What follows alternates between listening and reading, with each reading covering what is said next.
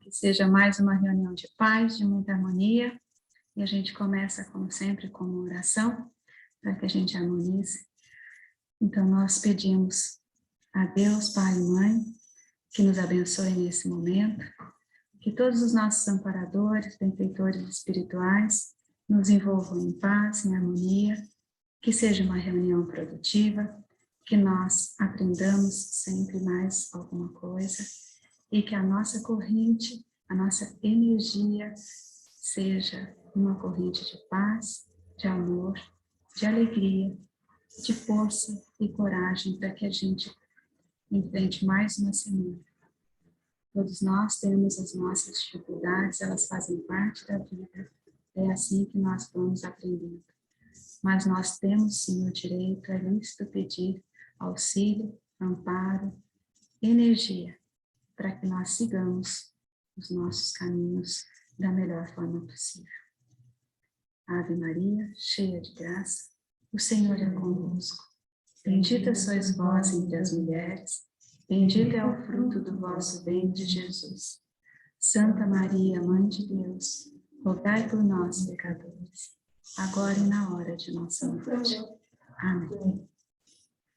Bem, como a gente já comentou algumas vezes, né? Nós sabemos que nós temos aqui no centro sempre o trabalho a cada terça-feira. Essa é a quarta terça-feira do mês, portanto é o dia do tratamento espiritual e é o dia em que nós recebemos o auxílio de todos os nossos amparadores, a fim de que nós possamos ser instrumentos e que os espíritos que tenham a oportunidade ou a permissão de se manifestarem, que possam sim se manifestarem aqui e receber a ajuda do plano espiritual. E ao mesmo tempo, né, é uma casa em que nós nos dedicamos também ao aprendizado, ao enriquecimento do nosso espírito, a fim de que a gente possa dar cada vez mais passos mais conscientes. Então, nós temos já há 2 semanas, a Maria Clara tem apresentado para nós, só para poder fazer um pequeno lembrete, ela está trazendo para nós, baseado no livro Céu e Inferno, que Allan Kardec estruturou. Então, nesse livro, ele fala, tendo como base, né, a principal base onde se assenta a doutrina espírita, que não só a doutrina espírita, outras correntes filosóficas e religiosas também colocam dessa forma, nós sabemos que nós somos espíritos imortais, que essa vida terrena não é a única, e que nós temos, então, caminhadas e oportunidades. A cada encarnação, nós temos uma vida a ser vivida aqui nesse plano terrestre, existiu um planejamento e existiu também uma série de circunstâncias que nos foram colocadas e muitas das vezes nós tivemos, inclusive, a oportunidade de participar desse planejamento e todas as coisas pelas quais nós passamos, elas têm sempre algum fundamento, algum motivo. Ainda que, eventualmente, a gente não tenha a consciência clara, porque existe a lei do esquecimento, e, na verdade, é uma lei que nos beneficia, porque nós, muitas vezes, não seríamos capazes, não teríamos a possibilidade de suportar todo o conhecimento de tudo aquilo que nós fizemos ou deixamos de fazer. Enfim, nós temos realmente a reencarnação como pressuposto básico. E esse livro vai trazendo... são apresentados muitos exemplos, como a Maria Clara já colocou, ele fala dos vários tipos de espíritos, né, Maria Clara? E ele fala sobre os espíritos que são felizes, aqueles que estão em condições medianas, os sofredores, os suicidas, os criminosos arrependidos, os enfurecidos. Então, através desses exemplos, são colocadas as formas com que esses espíritos são acolhidos, a forma como são apresentadas as situações, não só as pelas quais eles passaram, como também as possibilidades que existem a fim de que essas faltas, essas dificuldades possam de alguma forma ser redimidas. E a forma que essas dificuldades ou falhas que nós cometemos em outras encarnações, elas vão ter consequências. E aí, julgamento, como a Maria Clara colocou, né? O julgamento não é o julgamento que a gente sabe no plano terrestre, que nós aqui encarnados temos, tem muito mais a ver com o reconhecimento das nossas dificuldades e as formas pelas quais nós temos a possibilidade de resgatar essas dificuldades, a fim de que o nosso espírito possa evoluir, possa melhorar e possa atingir níveis mais elevados de consciência, né? E esses pontos que são colocados no livro Céu e Inferno são 33 pontos, né, de observação, que foram colocados lá, e esses pontos são observados a fim de que se possa se determinar um programa, né, e esse programa, ele vai ser para quê? Para que a gente tenha a possibilidade de buscar paulatinamente, com experiências subsequentes, a evolução do nosso espírito. Porque, com certeza, o crescimento também não se dá de uma forma abrupta, nós nem suportaríamos. Então, a gente vai indo paulatinamente no desenvolvimento espiritual, né? Então, a Maria Clara já apresentou por 2 semanas alguns deles. A partir de hoje, qual é o número? 21.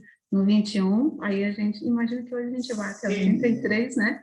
E fica, então, o convite para que, se houver alguma dúvida, alguma questão, pode ter alguma forma de manifestação.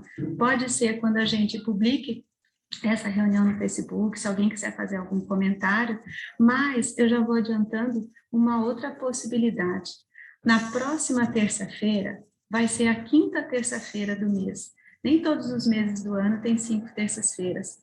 Então, a gente, quando tem 5 terças-feiras, então sai um pouquinho do nosso planejamento e da nossa função regular, né? De cada terça-feira tem uma atividade. A 5ª terça-feira do mês, ela se torna um pouco mais até flexível, na medida em que todos possam se manifestar, possam eventualmente fazer alguma sugestão, questão, né? Tirar alguma dúvida. Então, eu penso que a próxima terça-feira pode ser bem interessante. Então, sugiro que, mais uma vez, nós prestemos bastante atenção em tudo que for aqui explanado, tá? Caso alguém queira rever as palestras anteriores, as nossas reuniões de estudo, elas estão publicadas na página do Centro do Facebook, né? Então, é possível a gente ir até lá, ouvir desde o começo a explanação tão cuidadosa que a Maria Clara tem feito para nós. E a gente agradece muito. Obrigada, viu, Maria Clara? Então, hoje ela faz a continuidade desse nosso estudo, tá bom? Então, vamos colocar aqui só um pouquinho. Vamos lá. Acho que eu vou dar uma mexidinha para você fazer. Boa noite. Boa noite. Tá, então, como vimos conversando sobre esses pontos que nos dá, né, um direcionamento de como funciona, e a Maria Francisca já lembrou bem agora, como funciona o comportamento pós, né? O que vai acontecer após o retorno à casa do Pai diante de nossas ações. Quais são as possibilidades e as probabilidades? Então, são 33 pontos levantados e nós já vimos até agora 20 deles. Eu vou dar continuidade, só relembrando um detalhe. Tudo isso aqui foi levantado por Kardec através de vários espíritos, usando o método que ele sempre usou. Então, o que acontece? A lei de progresso é que deixou bem clara esta evolução das penas, porque a antiga, o dogma antigo da pena eterna caiu por terra, é claro, ela ficou inócua, ela ficou sem sentido, então se demonstrou claramente que é impossível se fazer cumprir uma verdade, porque seria contra a própria lei divina existir uma lei de pena eterna. Até porque vocês já imaginaram, só para ter um pequeno detalhe, vocês já imaginaram para uma mãe que o filho ficasse condenado por uma pena eterna? Então, na verdade, Deus estaria condenando 2 pessoas. não é? O filho e a mãe. Porque a mãe teria paz? Não, ela também estaria condenada eternamente. E isso é justiça? Não. Então, veja bem, e ele também não fez um filho, ele não dedicou, ele não acompanhou, ele não deixaria de dar todas as oportunidades, no sentido de que existe determinada lei, uma fixação de que ele seria impossível se reabilitar. Então, é claro que esse dogma caiu por terra com a lei do progresso, a qual ele levantou, chamou, né? Todo esse código, enfim, está embasado na lei do progresso, uma lei maior. Então, vamos lá no 21. Cada indivíduo é responsável, cada indivíduo é responsável apenas por seus próprios erros. Ninguém carrega a pena de outros, a não ser que tenha sido o inspirador do erro, pelos exemplos ou que, possuindo poder, não tenha impedido de outros praticassem o erro. Veja bem, são condições bem claras, né? Quais são elas? Se você inspirou, então você é coadjuvante. Talvez aprender. Você é coadjuvante no crime. E se você possuindo poder, você não impediu que o erro fosse cometido. E por último, você também sofrerá se você, de alguma forma, levou pela sua dureza, por sua aspereza, alguém a praticar o mal. Inclusive, um exemplo muito claro disso, o suicídio. Muitas vezes, os suicidas são levados por algumas circunstâncias e essas pessoas que o induziram a isso, de alguma forma, pela aspereza, pela dureza, pela cobrança, seja pelo que motivo for, essas pessoas também são coadjuvantes. Isso significa que ela também participou do crime. Então, ela também terá a sua parte de responsabilidade. Aí sim, não se está dizendo que você vai participar da pena do outro, mas terá a sua na medida da sua participação. 22. Existe diversidade infinita de punições, algumas inerentes à interioridade do espírito e suas consequências, salvo alguns pormenores, são mais ou menos idênticas. Então, esses pormenores estão ainda relacionados o quê? De acordo com o grau da evolução do espírito. A gente sabe, quanto maior a gente brinca, não brinca? Quanto maior o coqueiro, maior é o tombo. Quanto mais você sabe, mais você tem responsabilidade sobre o que você sabe. Portanto, a punição mais imediata para os que estão muito presos à vida material. Essa é uma coisa muito importante de se lembrar e de se saber. Negligenciando o progresso espiritual. É a lentidão. Então, veja bem, ele vai ter uma punição imediata. Porque, primeiro, que ele está preso, né, à matéria.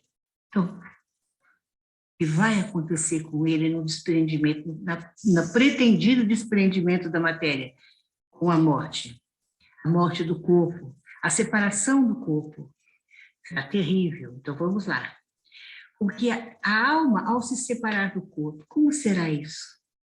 Ele vai sofrer angústias, que acompanham a morte e ao despertar na outra vida.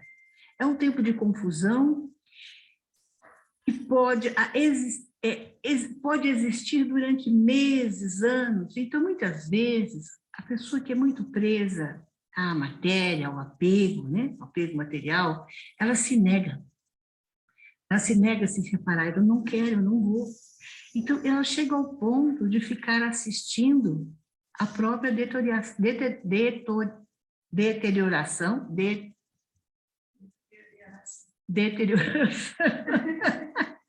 do corpo. Fica preso ao corpo, assistindo os vermes.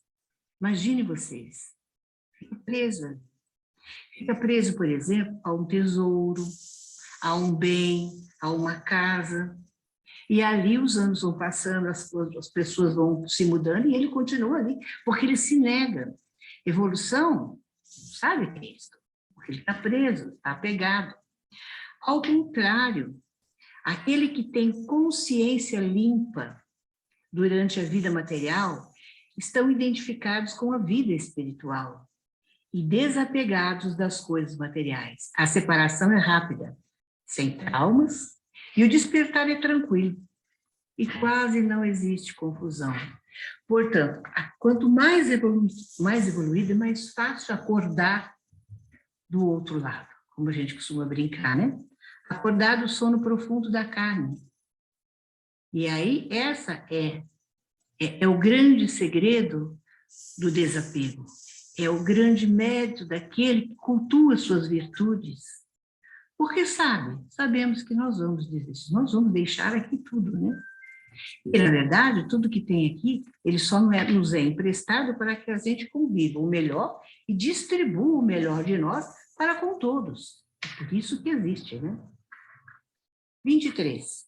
O fenômeno frequentemente entre os espíritos de inferioridade moral é o de acreditarem ainda vivos. Essa é a pior parte.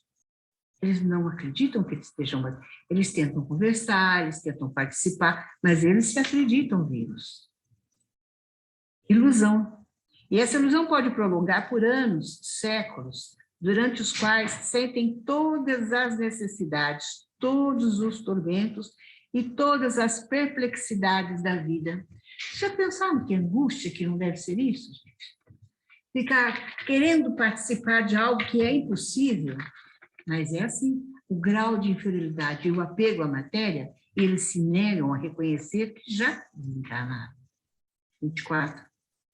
Para um criminoso, é um cruel suplício a visão incessante de suas vítimas.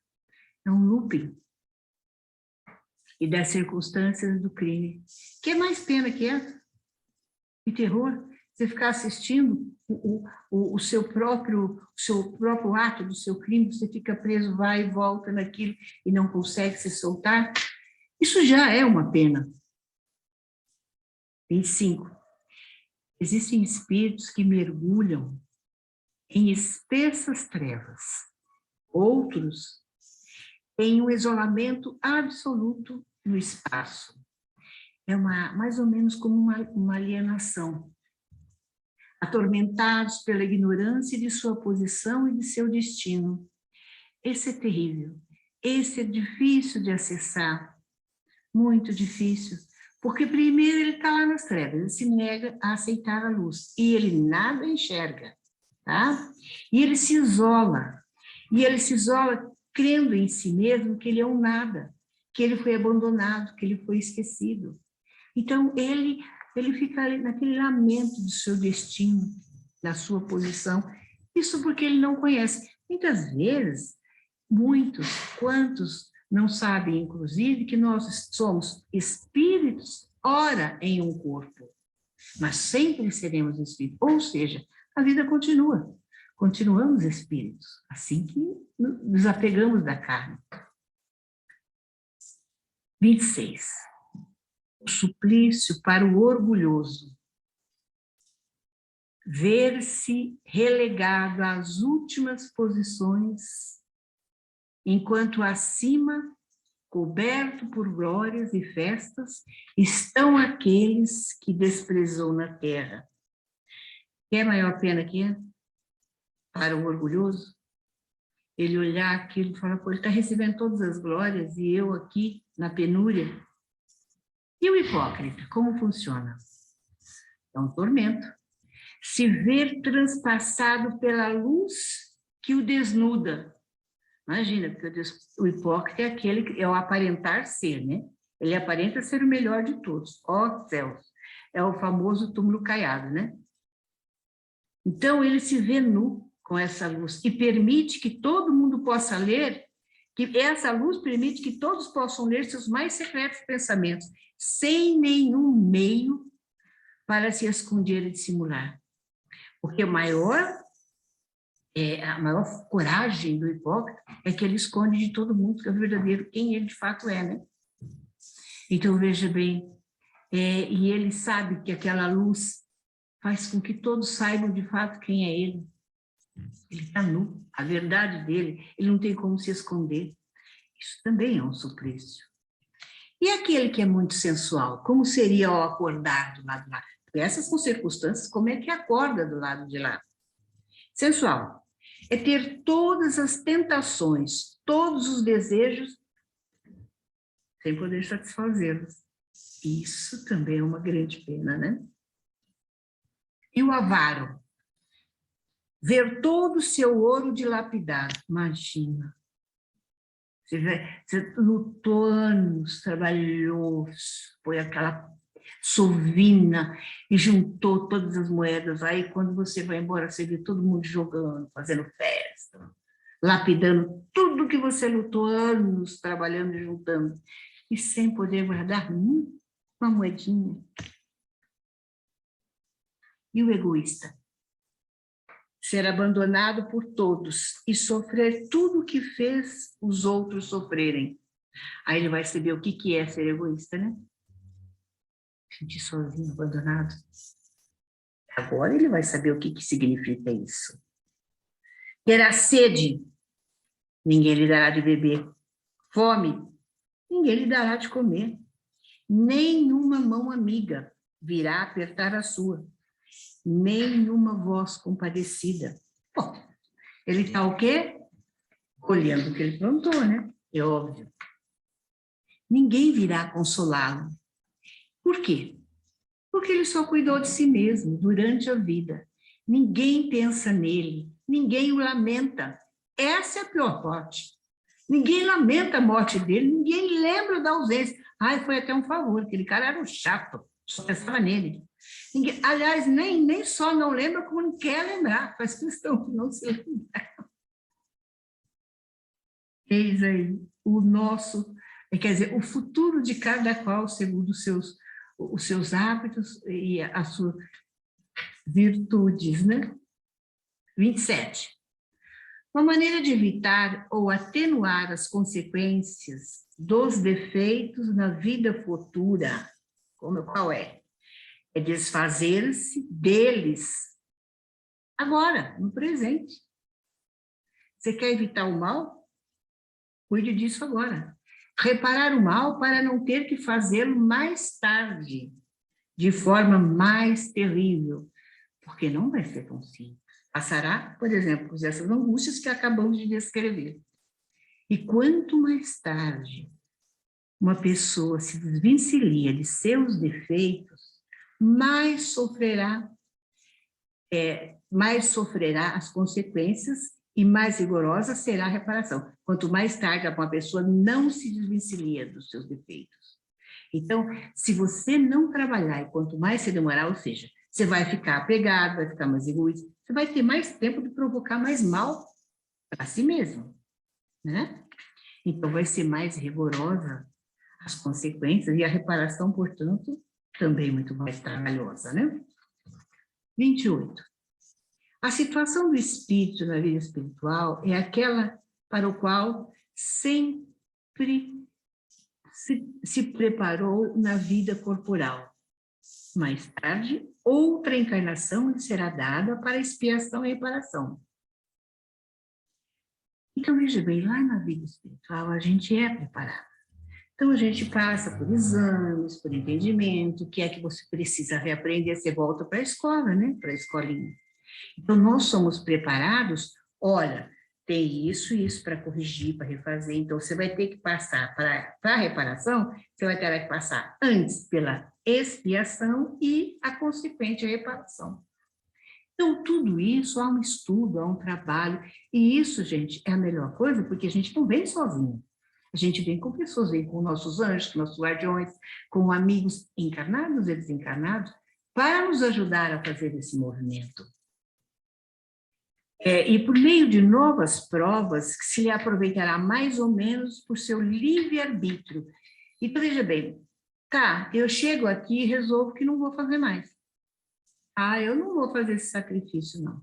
eu vou aproveitar os bens que eu já recebi, eu recebi, graças a Deus, muito bem, eu não vou dividir com ninguém, não vou fazer o bem, eu vou mais viver a minha vida. É livre-arbítrio. Chegou aqui, desistiu. Pronto, desistiu. Isso vai ter consequência, claro, mas desistiu, livre-arbítrio, é a lei, né? É uma lei maravilhosa e perfeita que Deus nos deu, porque ela nos devolve a própria responsabilidade com isso. Se não aproveitar, será uma tarefa para recomeçar mais uma vez. E em condições mais penosas. De modo que pode-se dizer, aquele que sofre muito na terra, tinha muito a expiar. Nada de graça, você exatamente está colhendo aquilo que, é óbvio, você plantou. Os que desfrutam de uma felicidade aparente, apesar de seus vícios, inutilidades, certamente pagarão caro em outra existência. A gente ouve muita gente dizer assim, pô, aquele cara só pronto, e ele tem tudo, ele tem uma sorte, ele tem... Não, tudo bem. Ele tem porque em algum lugar lá ele adquiriu esse direito. Ele trouxe isso com um acordo, com uma responsabilidade. Chegou aqui, ele desistiu. Ele desistiu, cumpriu o que ele tinha pretendido. E o que significa isso? Significa que ele, por livre-arbítrio, abandonou o propósito pelo qual ele ganhou tantos talentos, tantos dons. Tá? Então, ele resolveu desistir. E o que Jesus disse? Quando ele disse, ele lembrou o que isso significa. Quando ele falou assim, olha, bem-aventurados os aflitos, porque serão consolados. O que ele quis dizer com isso? Quando nos colocamos à prova e à expiação e à reparação, vivemos aflitivos, é uma aflição, claro, mas olha, bem-aventurados, porque eles estão reparando, eles estão cumprindo, eles estão se refazendo, eles estão cumprindo a lei da evolução, estão limpando a ficha, né? Ficam de ficha limpa. E então eles serão consolados. E somos, porque nós temos amigos, visíveis e invisíveis, que vão nos ajudar. 29. A misericórdia de Deus é infinita, sem dúvida, mas ela não é cega. O culpado que recebe perdão não está dispensado de reparar os erros. E enquanto não se faz a justiça, sofre as consequências de suas faltas. E por misericórdia infinita, é preciso entender que Deus não é implacável e que deixa sempre aberta a porta para o retorno ao bem. Não só deixa aberta a porta, como ele envia mensageiro para nos levar, nos inspirar, nos orientar. Olha aqui, ó, por aqui. Quantos que nós não temos de amigos que a gente chama de intuição, de inspiração? Para isso, qual que é o remédio mesmo, gente, para fazer esse contato? Lembram? É a oração. A oração é ligar o Wi-Fi, fazer esse contato. Por misericórdia infinita, é preciso entender que Deus não é implacável e que deixa sempre aberta a porta para o retorno ao bem. Então, isso é fato incontestável, principalmente para conosco, né, espíritas, que a gente vivencia isso bem de perto. 30. As penas temporárias e subordinadas ao arrependimento e à reparação, que depende da livre vontade do homem, são, às vezes, castigos e remédios, e ajudam a curar as feridas moral. Espíritos em punição não são como condenados por algum tempo às galeras, mas como doentes nos hospitais. E sofrem de uma doença, muitas vezes causadas por suas próprias culpas. Nós aqui chamamos de perdidos na ignorância. Então, acolhemos, e aqui é considerado um hospital. Nós falamos quando nós os acolhemos, e quando eles perguntam, a gente aqui é um hospital de acolhimento. Por quê? Porque as doenças sempre são o quê? Morais, né? Nós temos as nossas fraquezas. É elas que nos levaram a cometer crimes contra nós mesmos e, consequentemente, contra o próximo. Então, somos doentes. Os meios curativos dolorosos de que necessitam são a esperança da cura e curam tão mais depressa quanto mais exatamente foram seguidas as prescrições do médico, que vela por eles com solicitude. Se prolongam o sofrimento por sua própria falta, o médico nada tem com isso. Então, veja bem, a gente vem sabendo, a gente está tendo conhecimento de como funciona. Se você não utiliza para você as regras, o que o médico pode dizer? Pode fazer, olha, o que Deus pode falar para você? Eu sinto muito, meu filho. Tudo foi lhe dado. Você não aproveitou, você não bebeu. Você não bebeu da sabedoria. Então, agora, você vai ter que recomeçar. E os remédios terão que ser um pouquinho mais amargos, porque agora a doença se cristalizou em você. Então, você vai ter que sofrer dores maiores, para que isso seja retirado, porque para tirar algo que está incrustado, dói muito mais.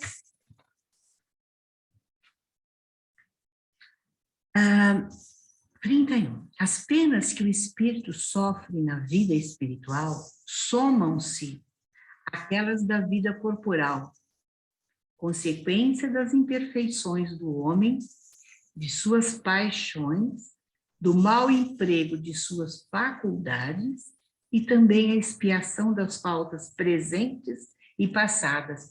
Nossa, quanta coisa, né? É muito, né? Não? Somando, falando assim, falou em soma, assusta, né? Mas nós levamos tempo paulatinamente fazendo isso. Então, muitas vezes, por misericórdia divina também, paulatinamente nós vamos curando uma a uma. Certo? Desde que nos propusemos a isso, que a gente queira buscar o melhor. Então, imediatamente você já vai ser, devagarinho você vai se recuperando.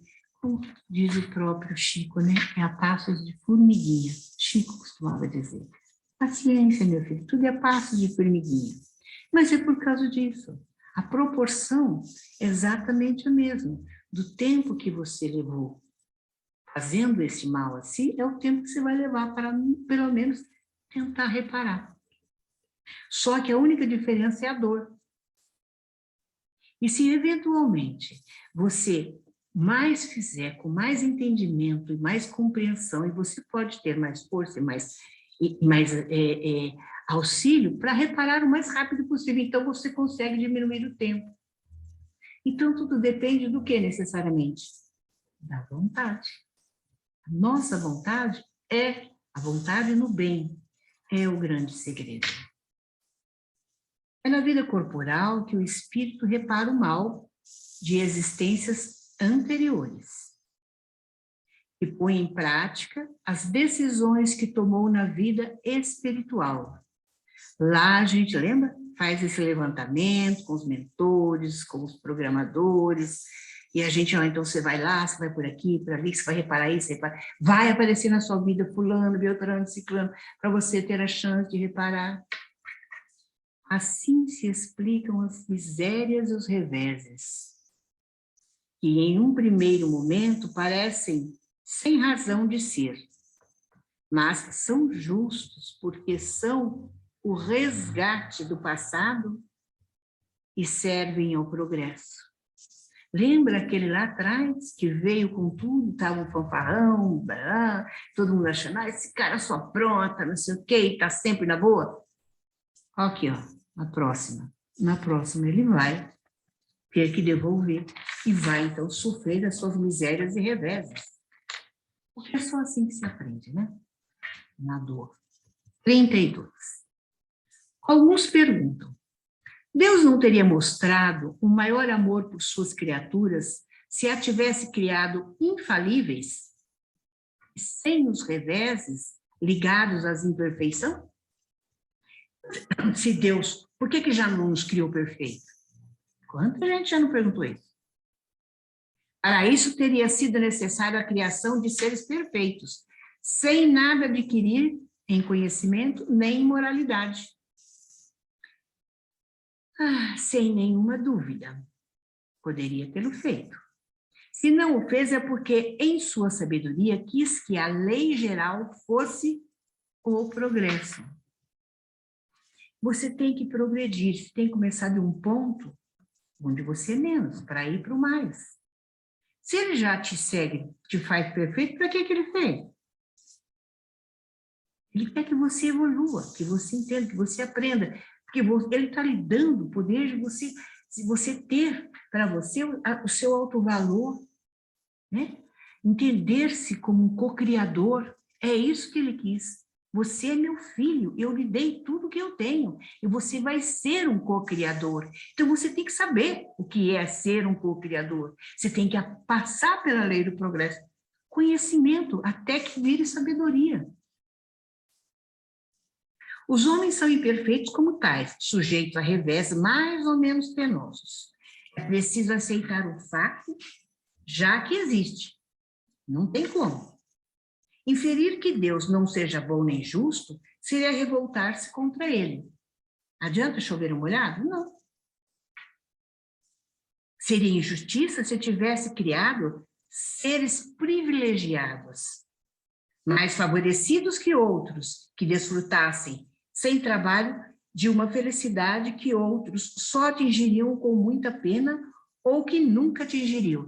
Aí, se ele criasse uns privilegiados, outros não, claro, uma injustiça tamanha. E é claro que isso não se passa nem em pensamento de qualquer criatura, né?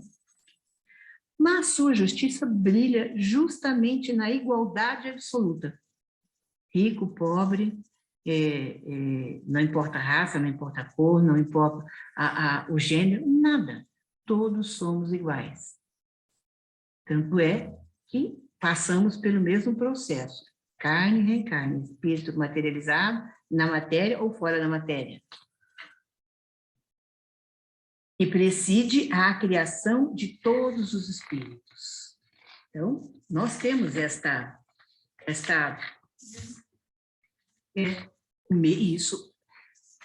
como disse Maria Francisca, lembrou Maria Francisca, o mesmo ponto de partida. Graças a Deus, né? Porque assim não existe privilégios. O bem e o mal são voluntário e facultativo.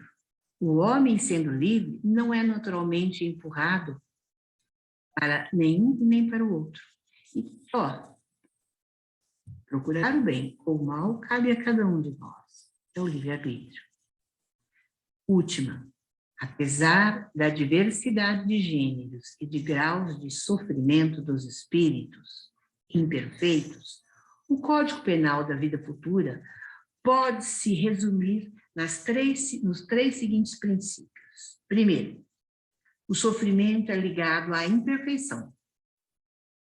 Segundo, toda imperfeição e toda falta causada pela imperfeição trazem em si o próprio castigo por suas consequências naturais e inevitáveis, como a doença é o resultado dos excessos, o aborrecimento da ociosidade, sem que haja necessidade de uma condenação especial para cada falta a cada indivíduo.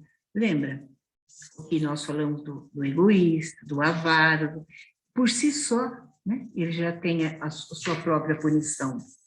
Terceiro, todo homem pode se desfazer das imperfeições pela força de vontade. Força da vontade é o grande segredo. Pode poupar-se dos males, que são o resultado das imperfeições, e assegurar um futuro feliz. A cada um segundo as suas obras. Essa é a lei da justiça divina, tanto no céu como na terra. E isso aqui, gente, eu vou fazer uma pequena sugestão para vocês.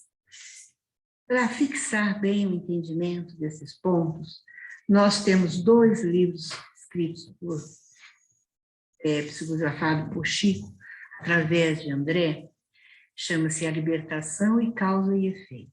Eles deixam muito claro estas circunstâncias. Curiosamente, procurem, busquem ler esses livros.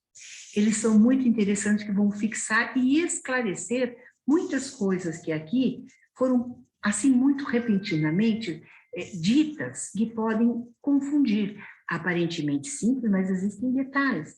Como lá o André, ele sempre foi muito minucioso no sentido de falar através de exemplos, vai ficar muito mais claro para o entendimento. Então, essa é uma sugestão. Muito obrigado pela paciência e bom proveito para todos nós desses conhecimentos. Tenha uma boa noite.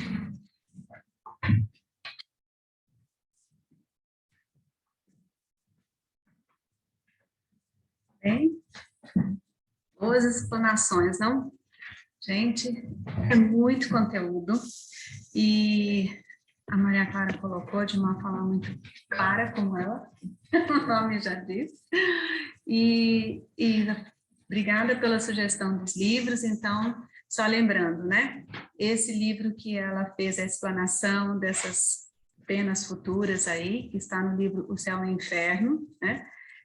Foi escrito por Allan Kardec, é parte da codificação feita por Allan Kardec. E aqui a gente lembra, como a Maria Clara mesmo esclareceu no começo, a preciosidade que nos foi deixada por Kardec. Então, ele era, né, Hippolyte Léon Denis Rivail, um professor cientista francês, e ele fez essa codificação de uma doutrina que ela não se colocou como uma religião, ela foi trazida como uma doutrina, uma filosofia. Inclusive existe, todo mundo pode ver, a gente já mencionou aqui, no próprio prefácio, na abertura do Livro dos Espíritos, que foi o primeiro livro do Pentateuco escrito por Allan Kardec, todo o embasamento filosófico trazido à base de Sócrates e Platão, que fundamentou toda a obra. E, além disso, claro, todo o processo científico que ele desenvolveu na consecução desses livros. Então, eram comunicações, por isso que chama-se livro dos Espíritos, porque foram comunicações dos Espíritos trazidas através de diferentes médiuns, de diferentes lugares, e o trabalho do Kardec foi isso mesmo, uma codificação, ou seja, ele estruturou, havia o envio de perguntas que eram feitas a diferentes médios para diferentes lugares, e ele depois, recebendo as respostas, cotejava e verificava que elas traziam o mesmo conteúdo. E a partir disso ele foi elencando perguntas e respostas e começou com o Livro dos Espíritos. Daí depois vieram os outros. O Céu e o Inferno é um deles. E esse livro, ele traz realmente, de uma forma, nesse caso das penas aí, essas 33 explanações, as observações, que seriam a base para explicar todo um planejamento que nós podemos, inclusive, participar dele para as nossas vidas subsequentes, consecutivas, né? Ou seja, como foi trazido aqui no resumo, vamos dizer assim, embora seja muito difícil resumir, mas uma lei muito básica, a lei da ação e reação, que aliás é científica também, né? Newton já provou isso. Mas é isso, nós fazemos as ações e temos a responsabilidade sobre elas. E a gente também precisa tirar um pouquinho do peso dessa coisa de castigo, de que Deus castiga. Deus é soberanamente bom e justo, misericordioso, pleno, e não castiga ninguém. A nós cabe, cada um de nós, responder por todos os nossos atos. E na medida em que a gente vai agindo, vai colhendo os resultados das nossas ações. Bom, enfim, hoje ela terminou a explanação desse capítulo, certamente nós vamos trazer mais conteúdo, porque o nosso propósito nessa casa, além de todo o trabalho que a gente desenvolve e que se coloca como instrumento de todos os nossos amigos espirituais, é o crescimento no sentido de aquisição de conhecimento, porque, como o próprio Kardec disse, espíritas instruídos. A instrução nos faz melhores, né? E lembrando que na próxima terça-feira, é a 5ª terça-feira do mês, e seria interessante que houvesse participações, que vocês trouxessem algumas questões e a gente pudesse conversar um pouquinho. Então, eu sugiro que na próxima terça-feira a gente possa conversar um pouquinho mais sobre esses assuntos, né? A gente abre para a gente poder debater um pouquinho, e é claro que nós aqui não somos absolutamente donos da verdade, a gente se propõe a estudar e apresentar algum conteúdo, e ao mesmo tempo aquilo que a gente não souber, a gente vai pesquisar junto e a gente vai aprendendo junto. E o nosso propósito é sempre o trabalho de crescimento, e o crescimento passa sim pela instrução, porque quanto mais a gente aprende, mais a gente tem a possibilidade de aprender muito mais pelo amor do que pela dor, né? Então, a gente vai se tornando responsável por aquilo que planta, mas, ao mesmo tempo, a gente vai suavizando as nossas dificuldades, né? E a gente tem possibilidades para isso, graças a Deus que temos, tá? Então, nesse momento, eu vou pedir para que cada um possa se concentrar, voltar o seu pensamento de uma forma bem concentrada em relação à água que está ali, pedir aos nossos amigos espirituais que fluidifiquem essa água, que energizem e que ela seja abençoada a fim de que a gente possa também ser beneficiado. Porque, como eu disse logo no começo, nós temos responsabilidade, mas também temos o direito de pedir, como filhos de Deus, por bênçãos, por proteção, por harmonia. Então, neste momento, nós pedimos a todos os nossos amigos espirituais que nos envolvam em paz, que derramem sobre essa água os fluidos benfazejos de harmonia, de cura, a todas as energias que possam estar em desalinho, não só no nosso corpo, como também na nossa residência, no nosso lar, que essa água possa emanar esses fluidos, os fluidos, e possa também fazer uma limpeza energética.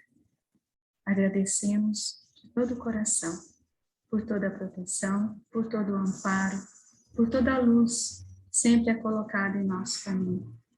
E que nós possamos ser fortalecidos na direção do bem, no propósito de caminhar e crescer um pouco mais a cada dia. Que nós possamos nos colocar humildes em relação às nossas provações e possamos abrir o nosso coração para receber as bênçãos que mereçamos. Gratidão, Senhor. Ave Maria, cheia de graça, o Senhor é convosco. Bendita sois vós entre as mulheres, bendito é o fruto do vosso ventre, Jesus. Santa Maria, Mãe de Deus, rogai por nós, pecadores, agora e na hora de nossa morte. Amém.